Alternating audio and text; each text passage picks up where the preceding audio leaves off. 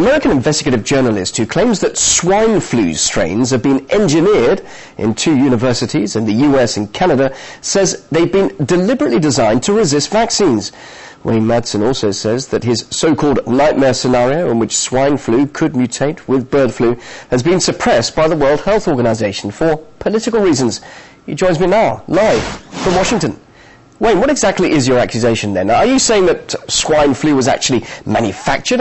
Why on earth would anyone want to do that, and why? What, and who? Well, there's a variety of reasons for that. One is, of course, that it would increase sales for new vaccine manufacturers in the pharmaceutical industry. The other would be to just create this worldwide crisis. We know a lot of people thrive economically on crisis situations. I reported in May that after speaking to people who are researching, these are scientists researching this new hybrid flu, that it was basically engineered from genetic material taken from a dead Inuit woman who died of the 1918 pandemic, also known as the Spanish flu. Now, what one researcher told me after investigating this particular flu is that this is a subtype A influenza. It contains an enzyme called a polymerase, which exists in all subtype A influenzas, including the seasonal human flu, the current hybrid flu, and avian flu. It was determined that this particular flu was gene spliced from 2 forms of human flu, 2 forms of swine flu, and 1 form of human flu. The problem is when they looked at the molecular clock of this enzyme, they determined that it was rapidly mutating in humans. The problem with that is, of course, any new mutated version of this particular virus would be immune to any vaccine already created to handle the previous type of virus. So, are you sure you can actually prove that, Wayne? Let me just interrupt you there. You're saying that this virus could actually be deliberately made to be vaccine-proof. I mean, how can I be sure of that? Well, the research community has determined this, and the nightmare scenario, of course, is that these mutations would occur, and now we have reports from both Brazil and Germany that, in fact, this swine flu or hybrid flu, or what this Centers for Disease Control here in the United States called a novel flu, is in fact mutating and mutating rapidly in humans. Well, of course, you describe this as a nightmare scenario, and where we have swine flu and bird flu joining together, mutating.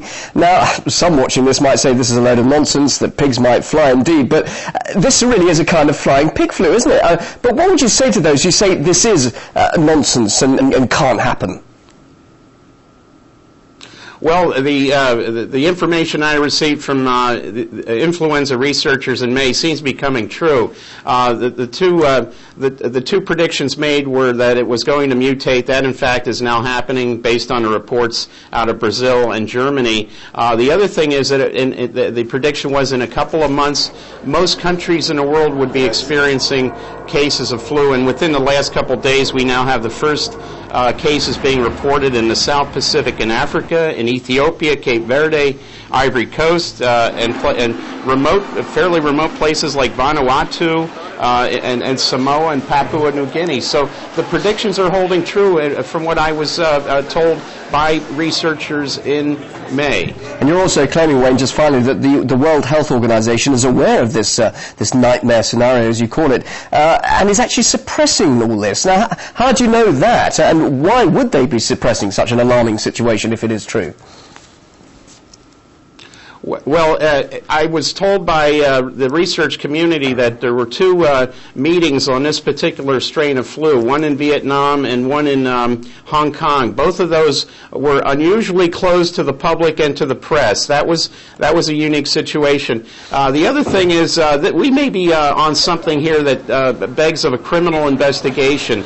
The 4 labs that I was told are involved in this development, the genetic development, this particular influenza influenza are the Biosafety Level 4 Laboratory at the University of Wisconsin in Madison, the Armed Forces Pathology Institute in Rockville, Maryland, and the U.S. Army Infectious Disease Laboratory in Fort Detrick, as well as the National Institutes of Health in Bethesda, in addition to the National Microbiology Laboratory in Winnipeg in Canada. It would seem that with the feeling that this could have been genetically engineered on purpose, that this begs of a FBI and Royal Canadian Mounted Police investigation. But then again, if the FBI were to ever engage in a legitimate investigation, that would come to a shock to many people, including a number of FBI agents. Some startling views there. Wayne Madsen, thanks very much indeed for joining us live from Washington.